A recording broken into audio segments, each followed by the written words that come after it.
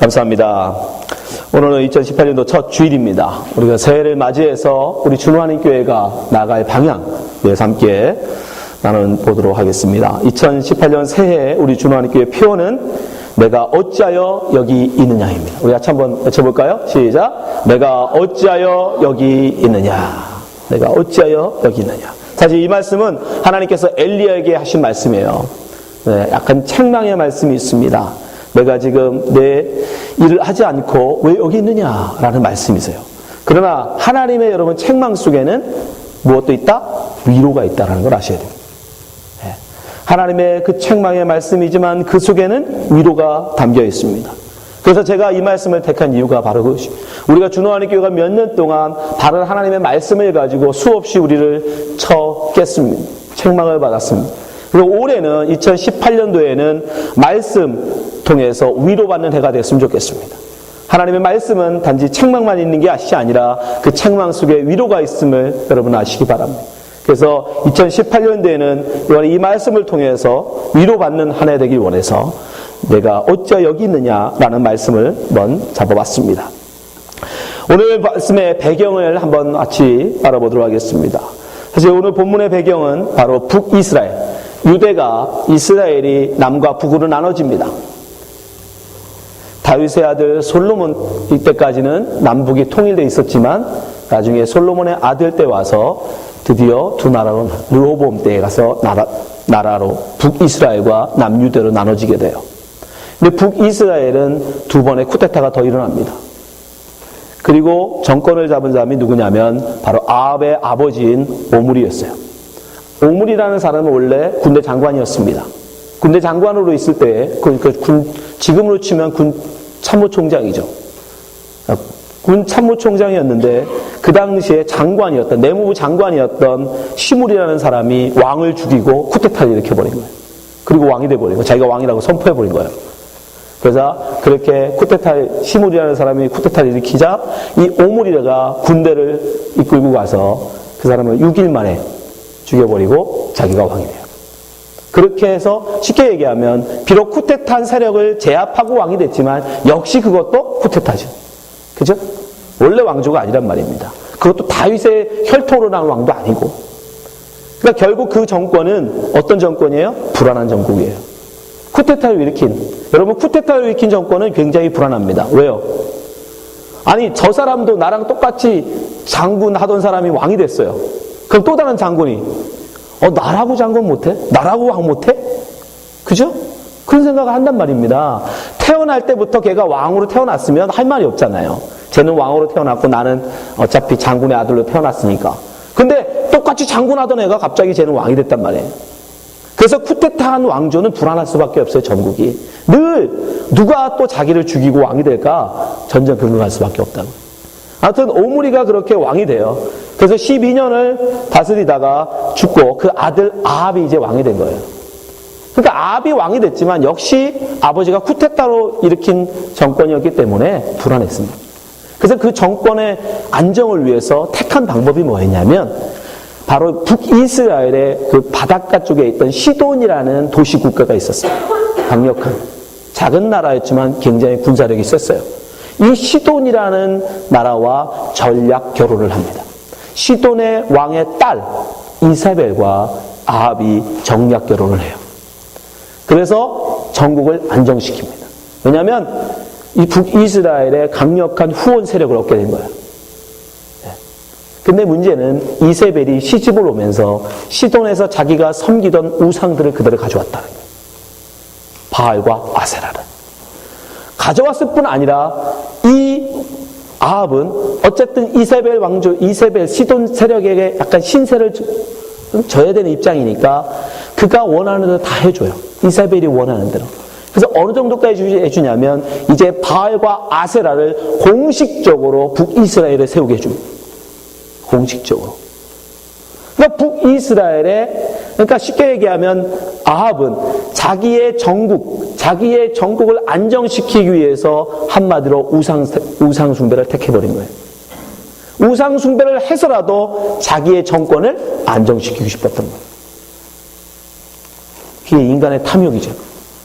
그러니까 하나님을 버려버리는 거예요. 자기의 정권이 안정만 될 수 있다면 여호와 하나님의 신앙을 버려버린 거예요. 팔아버린 거예요.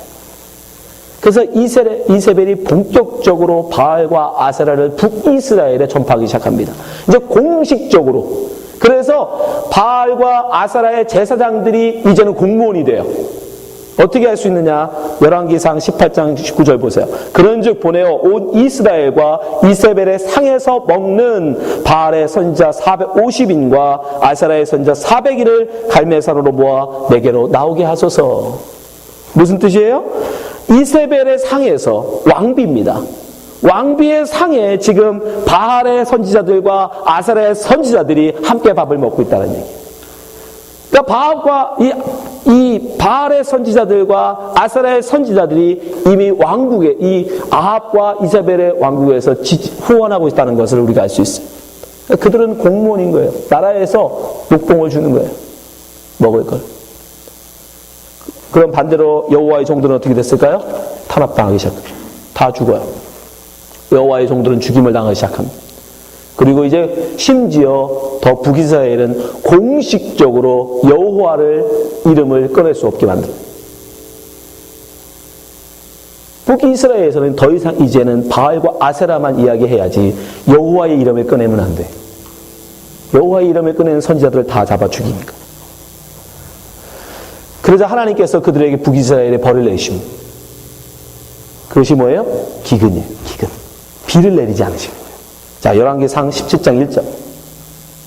길르앗에 우거하는 자 중에 디셉 사람 엘리야가 아합에게 고하되 나의 섬기는 이스라엘 하나님 여호와의 사심을 가리켜 맹세하노니 내 말이 없으면 수년 동안 우로가 있지 아니하리라. 우로, 비와 이슬이 없다라는. 그러니까 지독한 가뭄이죠. 이슬조차 맺히지 않는, 물이 하나도 없는.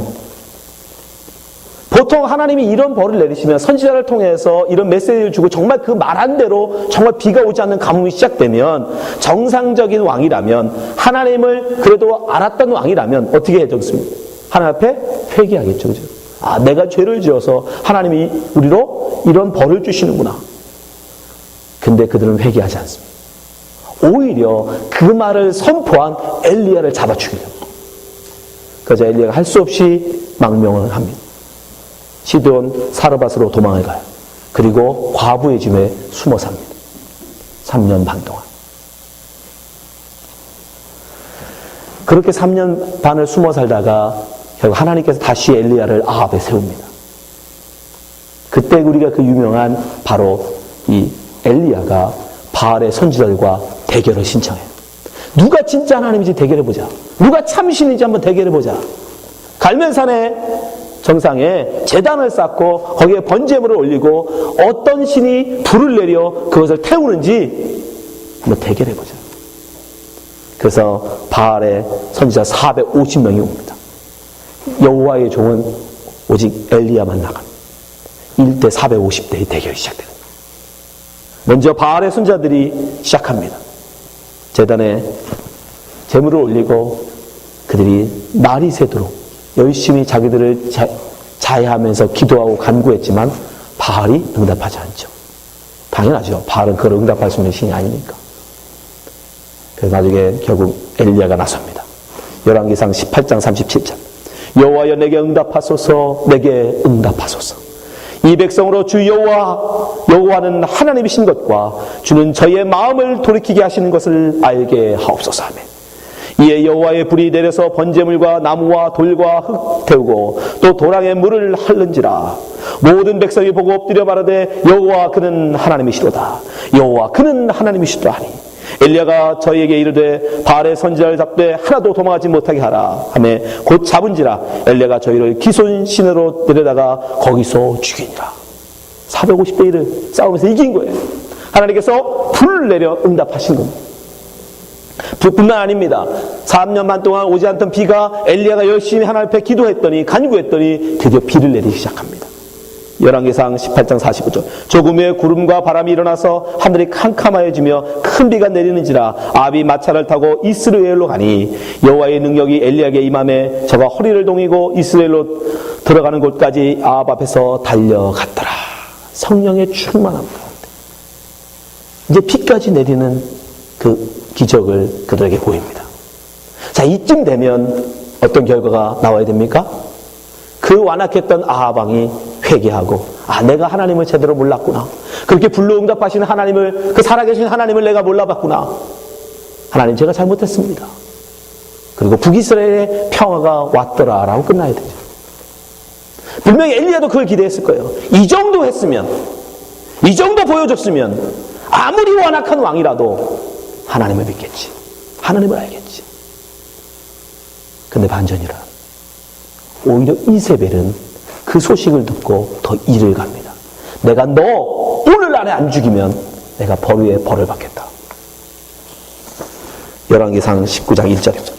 아합이 엘리야의 모든 무릇 행한 일과 그가 어떻게 모든 선지자들을 칼로 죽인 것을 이세벨에게 고하니, 이세벨이 사자를 엘리야에게 보내어 이르되 내가 내일 이맘때까지 정녕 내 생명으로 저 사람들 중 한 사람의 생명 같게 하리라. 아니하면 신들이 내게 벌 위에 벌을 내림이 마땅하다. 반드시 내일까지 죽이겠다. 회개하지 않습니다. 돌이키지 않아요. 놀라운 일이 일어나요. 그러면 이렇게 정말 불을 내려 응답받은 엘리야, 우리 같았으면 어떻게 해야 돼? 그래, 죽으면 죽으리다 하고 이세벨하고 한번 붙을 것 같죠. 근데 그렇지 않더라는 거예요. 3절. 저가 이 형편을 보고 일어나 그 생명을 위하여 도망가요. 엘리야가 도망가요. 유다에 속한 부엘세바에 이르러 북이스라엘에서 도망쳐서 남유대 부엘세바까지 도망가요. 남유대 부엘세바는 남유대의 맨 마지막 남단입니다. 부엘세바가. 거기까지 도망간 거예요. 근데 거기서도 만족하지 못해요. 거기다는 사환을 둡니다. 부엘세바에 이르러 자기의 사환을 거기에 머물게 하고, 종은 거기다 머물게 하고, 자기는 더 내려가요. 스스로 광야로 들어가. 부엘세바 남쪽 그 사막 광야로 내려가 버리고, 하룻길을 좀 행하고 한 노뎀나무 아래에 앉아서 죽기를 구하여 가로되, 여호와여 넉넉하오니 지금 내 생명을 취하옵소서. 나는 내 열조보다 낫지 못하니이다. 죽고 싶다는 거예요. 차라리 죽였으면 좋겠다. 하나님, 차라리 날 죽여주세요. 죽고 싶습니다. 어떤 분들은 엘리야가 믿음 없다고 얘기할 수 있습니다. 근데 저는 엘리야의 심정은 이해가 갑니다. 아합과 이세벨의 핍박과 위협으로 여호와를 경외하는 모든 사람들이 다 죽었어요. 그리고 자신만 홀로 남아서 외로운 싸움을 3년 반 동안 했습니다. 언제 그를 잡아 죽일지 모르는 위험한 속에서 3년 반 동안 과부 집에 살면서 과연 엘리야는 무슨 생각을 했을까요? 아니야. 그래도 하나님의 능력을 저들이 알게 되면 저들은 굴복할 것이다. 그래서 마침 3년 반 만에 드디어 여호와의 능력을 보여줄 기회가 옵니다. 그리고 보기 좋게 하나님의 불을 내려 그들에게 보여줬어요. 비도 내렸습니다. 그런데도 변하지 않아요. 그런데도 변하지 않아요. 그런데도 회개하지 않아요. 여전히 그들은 나를 죽이려고 해요. 그 앞에 그는 좌절하는 거예요. 내가 할 수 있는 건 뭘까? 내가 할 수 있는 최선을 다했는데 그럼에도 불구하고 변하지 않을 때, 여러분 우리 그럴 때 있잖아요. 내가 할 수 있는 최선의 것을 다 했음에도 불구하고 아무런 결과가 나오지 않을 때, 비즈니스를 하든 여러분 가정일을 하든 부부 관계든 자녀들에게든 마찬가지. 내가 이 정도까지 하면 적어도 저가 이걸 알아주겠지. 이 정도 내가 했으면 적어도 그 사람 변화되겠지. 내가 이 정도 했으면 적어도 그 사람 알아주겠지. 라고까지 했는데도 불구하고 전혀 변화되지 않아. 아무런 반응이 없어. 오히려 더 나를 미워하고 오히려 나를 더 죽이려 하더라는 거야. 내가 더 이상 뭘 할 수 있을까? 내가 더 이상 뭘 어떻게 해야 될까?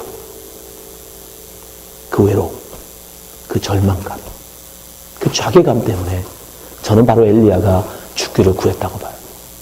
차라리 하나님 나 죽었으면 좋겠습니다. 내가 더 이상 뭐를 한단 말입니까? 그때 하나님이 천사를 보내서 그를 호렙산으로 인도합니다.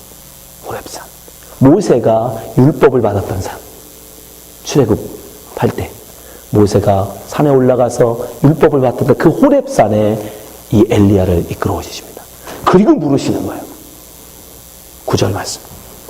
엘리야가 그곳 굴에 들어가 거기서 유하더니 여호와의 말씀이 저에게 임하여 이르시되 엘리야야 내가 어찌하여 여기 있느냐.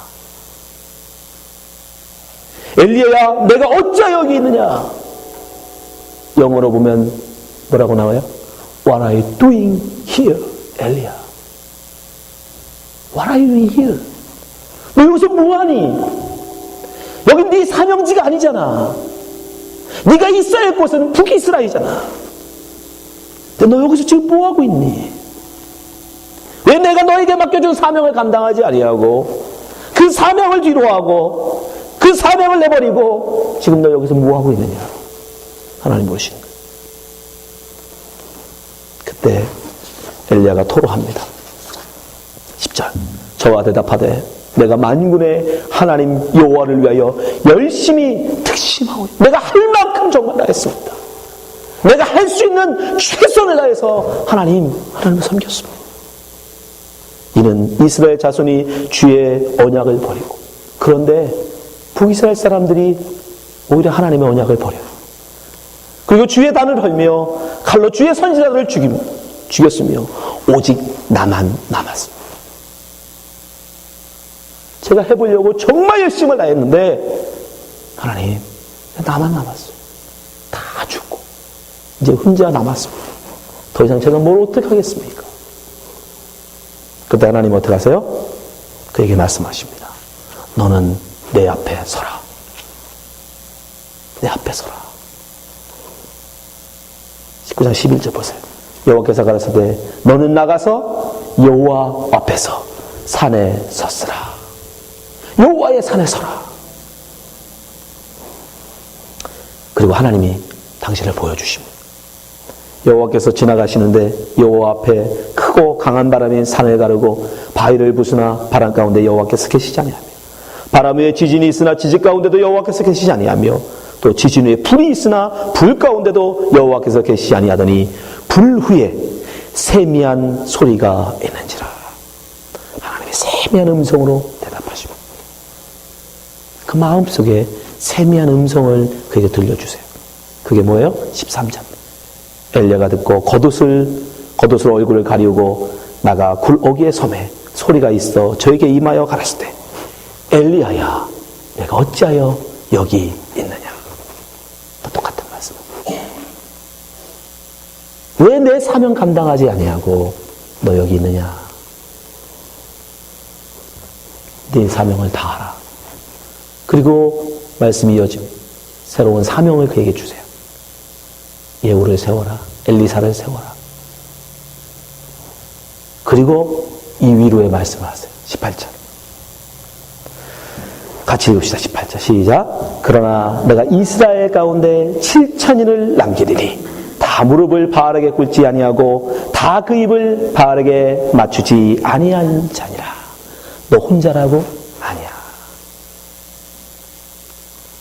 바알에게 무릎 꿇지 않은 7,000인이 남아있다라는 이름도 빛도 없이.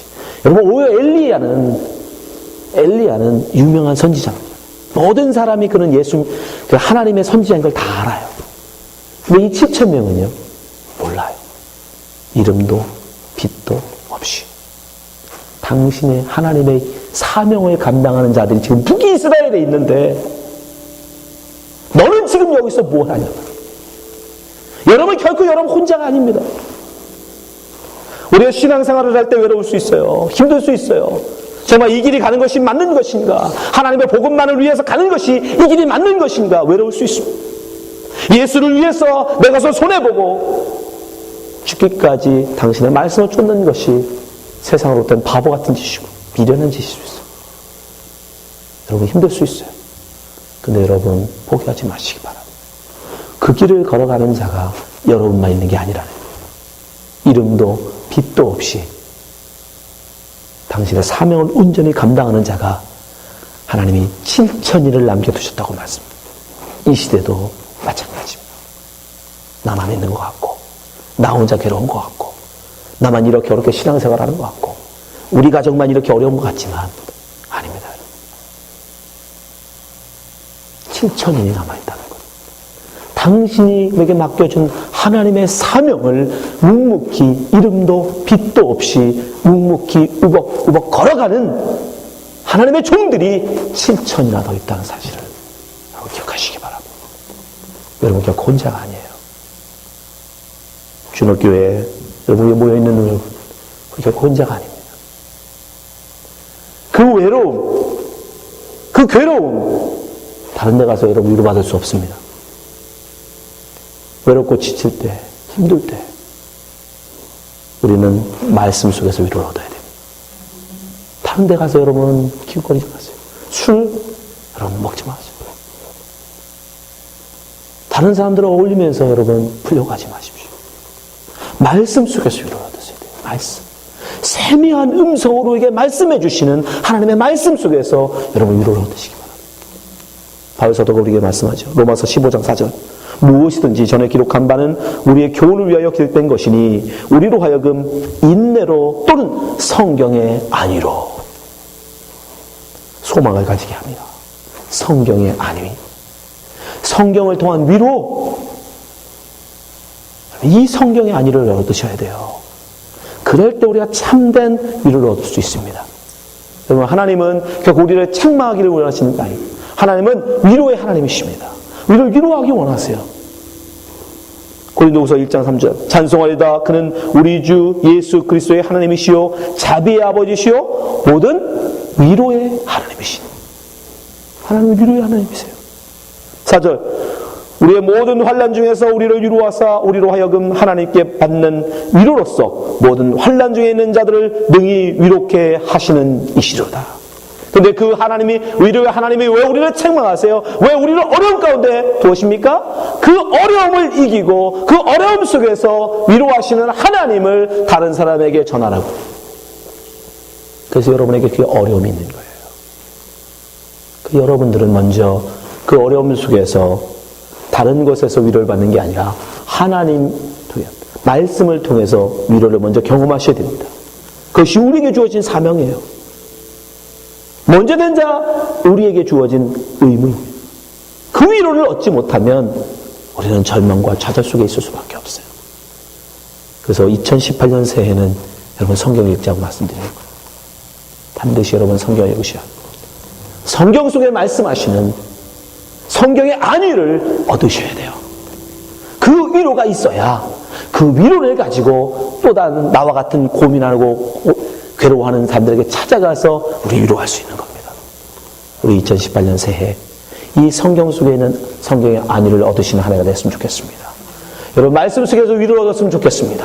또 그 말씀의 위로를 또한 다른 사람에게 전하셨으면 좋겠습니다. 내 옆에 고통하는 자들, 내 이웃 가운데 우리 성도들 기도 제목 나누셨지만 여러분 다 어렵고 힘든 상황 가운데 있어요. 그 위로를 서로 나누는 위로의 한 해가 되었으면 좋겠습니다. 기도하겠습니다.